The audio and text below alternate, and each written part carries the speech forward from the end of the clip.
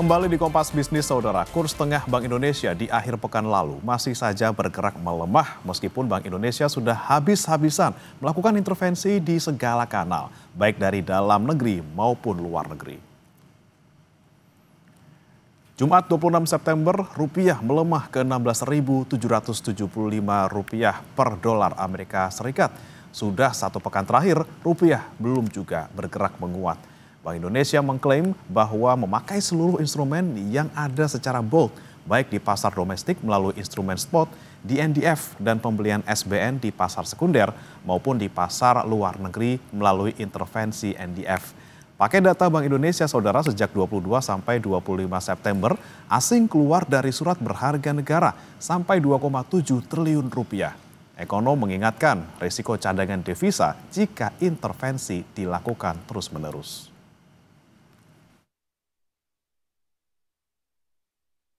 Seperti ini. Ini kebetulan banget kalau saya lihat September Oktober, saya cek data Sulni ya, statistik utang luar negeri, yaitu pembayaran utang luar negeri kita, itu memang di September Oktober yang jelang akhir tahun itu biasa mengalami peningkatan juga. Artinya kebutuhan dolar untuk pembayaran utang ya, yang utang luar negeri itu meningkat gitu. Biasa di bulan-bulan September, Oktober. Nah, mungkin ada faktor itu juga sehingga demand terhadap dolar begitu tinggi. Nah, makanya tadi Ya. intervensi bank sentral itu tetap dibutuhkan, cuman memang tidak bisa terus-menerus dan dalam jumlah yang sangat besar, karena itu juga beresiko, karena akan mengurangi devisa kita secara signifikan. Artinya kalau tanpa intervensi bisakah menuju ke 17.000, Prof? Karena ini udah 16.800. Oh iya, bisa-bisa aja kalau tekanannya itu semakin kuat ya di akhir tahun ya. Jadi, tapi kan karena intervensi pasti itu kan kayak 17.000 tuh kayak level psikologis ya. Ya. Itu pasti bank sentral akan menjaga agar tidak lewat dari level psikologis itu selama dengan devisa yang ada itu tidak mengganggu dari nanti kestabilan devisanya ya. Jadi selama itu masih bisa kita bayar at all cost gitu, ya itu dilakukan. Rupiah bergerak mendekat ke level psikologis Rp17.000 per dolar Amerika Serikat. Meskipun akhir pekan lalu dana asing hijau masuk ke pasar saham. Kemudian bagaimana dengan hari ini? Kita akan tanyakan ke jurnalis Kompas TV Zevanya Sitombayang dan juga juru kamera Yanuar Muslim di Bursa Efek Indonesia kawasan SCBD Sudirman. Selamat pagi Zevanya, bagaimana bursa hari ini dan bagaimana pergerakan rupiah? Selamat pagi, Bremana. Kalau kita melihat pekan lalu, IHSG ini ditutup menguat atau berada di zona hijau begitu ya.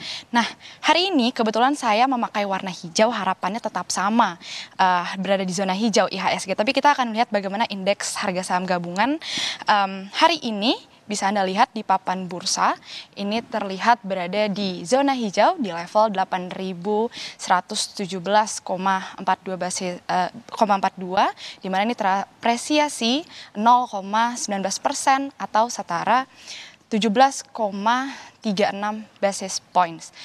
Nah, memang artinya ini masih sama di pekan ini, IHSG masih berada di zona hijau, begitu, yang kalau kita melihat apa kira-kira sentimen yang mempengaruhi ini berada terus menguat di zona hijau, kalau melihat dari bagaimana pernyataan dari analis Infovesta Capital Advisory Arjun Ajwani ini menilai kemungkinan ini salah satu pengaruh dari paket stimulus ekonomi 8+4+5 yang dicanangkan Menteri Keuangan kemarin ini dianggap bisa mendorong prospek pertumbuhan ekonomi yang lebih optimistis sehingga ini mendongkrak kenaikan harga saham. Nah, tapi kalau kita melihat dari sisi lain, nilai rupiah ini justru malah melemah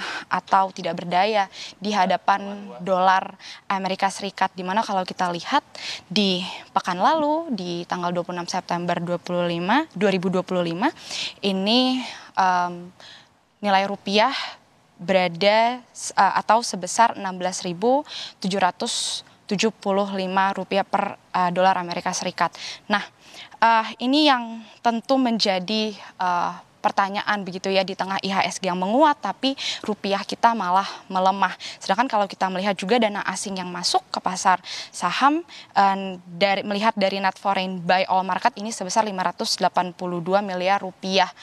Tapi kalau melihat dana asing yang keluarnya memang dari awal tahun itu ada sebesar 54 triliun rupiah. Nah, kami sempat melihat bagaimana pernyataan dari pengamat ekonomi mata uang dan komoditas yang menyebut memang ini ada sejumlah sentimen yang bisa mempengaruhi melemahnya rupiah gitu. Seperti misalnya dari faktor eksternal, geopolitik di Eropa dan Timur Tengah ini juga bisa mempengaruhi. Kemudian bagaimana memanasnya perpolitikan di Amerika Serikat, perang dagang dan suku bunga Amerika Serikat ini juga mempengaruhi kalau dari sisi eksternal. Kalau dari internal sendiri, melihat dari pernyataan Guru Besar Fakultas Ekonomi Bisnis Universitas Indonesia, Telisa Aulia, ini bisa juga karena pengaruh pemangkasan suku bunga acuan tahun ini yang dilakukan oleh Bank Indonesia. Di tahun 2025 sendiri, BI terlihat sudah 6 kali memangkas suku bunga acuan dengan total mencapai 125 basis points. Nah, tentu dengan melemahnya rupiah ini juga bisa memberikan sejumlah dampak seperti misalnya biaya impor membengkak nantinya, kemudian perusahaan yang mengandalkan impor ini juga bisa tertekan, kemudian utang perusahaan membengkak dan juga pertumbuhan ekonomi ini juga bisa terancam. Tentu juga kalau tadi Anda juga sempat menyinggung bagaimana banyak intervensi yang dilakukan ini juga bisa mempengaruhi cadangan devisa kita. Kalau kita lihat bagaimana cadangan devisa kita di tahun 2025 ini kalau membandingkan dari bulan Juni hingga Agustus kemarin ini terlihat merosot begitu ya. Kalau di bulan Juni terlihat cadangan devisa sebesar 152,6 miliar US dollar, kemudian di Juli menurun lagi di 152 miliar US dollar, dan di bulan Agustus ini berada di angka 150,7 miliar US dollar. Nah, tentu sejumlah harapan ini kita taruh bagaimana nantinya kebijakan yang akan dilakukan oleh Menteri Keuangan Purbaya Yudi Sadewa dan juga bagaimana kebijakan dari BI sendiri, karena dari BI sendiri dari berdasarkan kondisi perekonomian global dan domestik ini dia menyampaikan perkembangan indikator stabilitas nilai rupiah, seperti misalnya pertama premi CDS Indonesia 5 tahun dari 25 September sampai per 25 September ini naik dibandingkan 19 September 2025, di mana ini sebesar 83,18 basis points dibandingkan 19 September sebelumnya ini 69,59 basis points.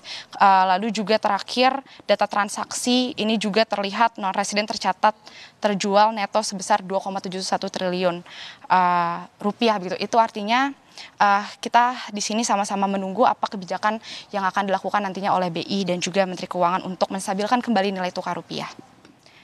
Ya, terima kasih Zevanya Situmbayang. Kita harapkan rupiah bisa menguat dengan kombinasi antara kebijakan moneter dan juga fiskal. Seperti apa ke depannya. Terima kasih Zevanya dari Bursa Efek Indonesia. Selamat bertugas kembali.